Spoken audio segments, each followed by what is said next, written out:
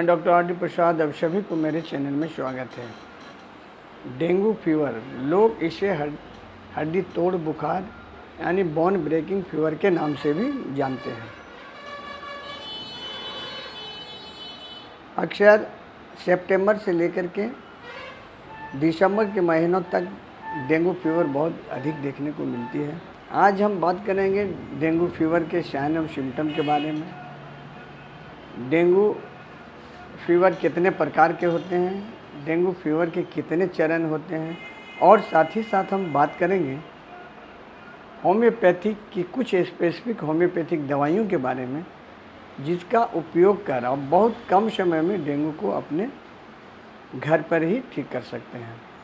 तो आगे बढ़ने के पहले आप मेरे वीडियो को लाइक करें, शेयर करें और मेरे चैनल को सब्सक्राइब करें। डेंगू एक गंभीर वायरल इन्फेक्शन है जो मच्छरों के द्वारा फैलता है। दो मच्छरों एडिज एजिप्टी और एडिज एल्बोस्पेक्टस के काटने से डेंगू फीवर होता है। और मज़े की बात है, ये मच्छर दिन में ही काटते हैं और ज़्यादा से ज़्यादा ये 2 फीट की ऊंचाई तक ही उड़ सकते हैं। डेंगू होने पर तेज़ बुखार, सर दर्द, मांसपेशियों में दर्द, जोड़ों में दर्द और त्वचा पे चकत्ते निकल आते हैं। अब हम बात करते हैं डेंगू के कितने प्रकार के होते हैं। तो डेंगू 4 प्रकार के होते हैं। पहला जो है वो है DNV1, दूसरा है DNV2, तीसरा है DNV3, चौथा है DNV4। तो DNV1 और DNV3 काफ़ी खतरनाक होता है, बढ़ जाती है। हेमोरेजिक डेंगू फीवर को शॉक सिंड्रोम के नाम से भी जाना जाता है। अत्यंत गंभीर स्थिति में मरीज को हॉस्पिटल में भी भर्ती करने की आवश्यकता पड़ सकती है। अब हम बात करते हैं डेंगू के लक्षणों के बारे में। संक्रमित होने के 4 से 7 दिनों के अंदर डेंगू के लक्षण दिखाई पड़ने लगते हैं। तेज़ बुखार के अलावा सर में दर्द होना, मांसपेशियों का दर्द होना और शरीर के विभिन्न जोड़ों का दर्द होना और साथ ही साथ उल्टी होना और जी मतलाना, ये सारे डेंगू में देखने को मिलते हैं।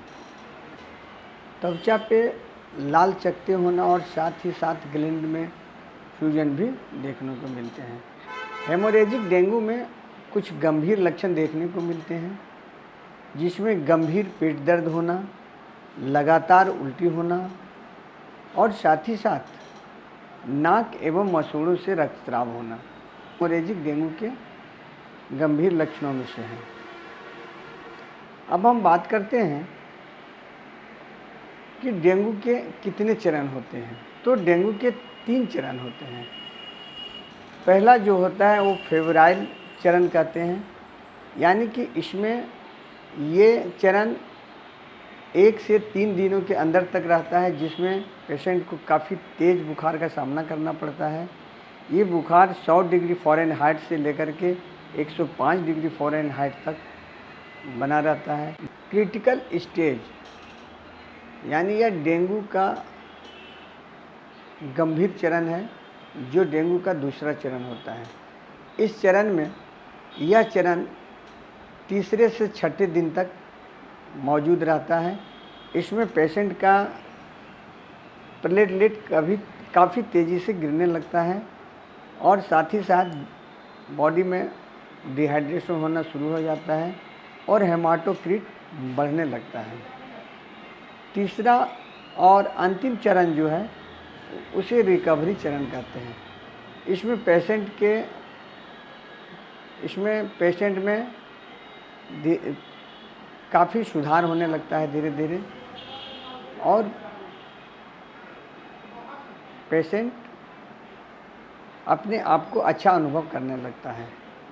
रिकवरी स्टेज आने के बाद भी पेशेंट का लीवर काफ़ी फूल जाता है, जो लगभग 15 दिनों के अंदर तक बढ़ा हुआ रहता है और 15 दिनों के बाद लीवर सिकुड़ने लगता है। इस समय पेशेंट का एसजीपीटी एसजीओटी काफ़ी बढ़ा होता है। आजकल में प्लेटलेट से मरने वालों की प्लेटलेट घटने के कारण मरने वाले की संख्या डेंगू में बहुत कम देखने को मिलती है। खास करके डिहाइड्रेशन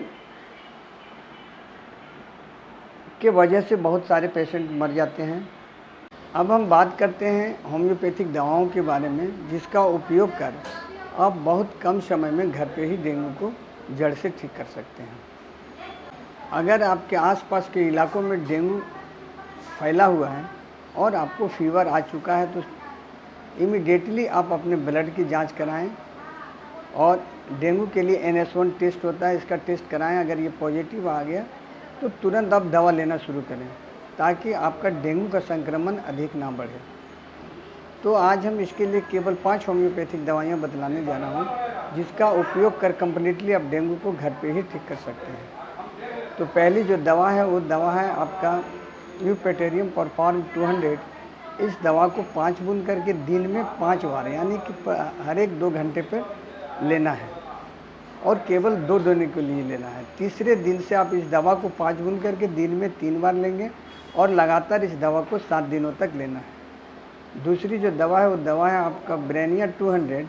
इस दवा को आपको 5 बूंद करके दिन में 3 बार लेनी है और इस दवा को लगातार आपको 15 दिनों तक के लिए लेनी है। तीसरी जो दवा है वो दवा आपका रोस्टक्स 200। इस दवा को भी 5 बूंद करके आपको दिन में 3 बार लेनी है और इस दवा को भी लगातार 15 दिनों तक के लिए लेनी है। चौथी जो दवा है वो दवा है आपका कैरिका पेपाया मदर टीचर। इस दवा को आपको 10 बूंद करके दिन में 3 बार लेनी है और इस दवा को भी आपको 15 दिनों तक के लिए लेनी है। और पांचवी और अंतिम दवा जो है वो है टीनेस्पोरा सी मदर टीचर। इस दवा को भी आपको 10 बूंद करके दिन में 3 बार लेनी है और लगातार आपको 15 दिनों तक लेनी है। ये सभी दवाइयों का आप उपयोग करेंगे तो पहली खुराक पड़ते ही डेंगू के सारे लक्षण कमने लगते हैं और प्लेटलेट बहुत तेज़ी से बढ़ना शुरू हो जाता है। डेंगू के मैनेजमेंट में सबसे बड़ी बात है पेशेंट को हाइड्रेटेड रखना। इसके लिए आप पेशेंट को प्रतिदिन 3 नारियल का पानी, 1 नारियल का पानी सुबह, 1 दोपहर, 1 शाम को दें। इस तरह लगातार आप 15 दिनों तक नारियल पानी दें ताकि आपको अलग से सलाइन वगैरह कराने की आवश्यकता न पड़े। डेंगू के पेशेंट के आंतों और लीवर में काफ़ी सूजन हो जाता है, इसलिए कोई भी सॉलिड चीज़ वो खाने में असमर्थ हो जाता है।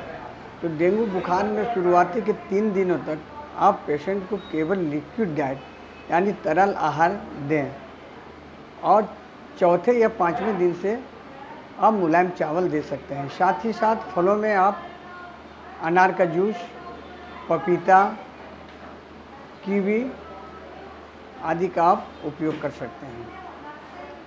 आशा ये वीडियो आपको अच्छा लगा होगा। अगर अच्छा लगा होगा तो मेरे चैनल को सब्सक्राइब करें और मिलते हैं अगले वीडियो।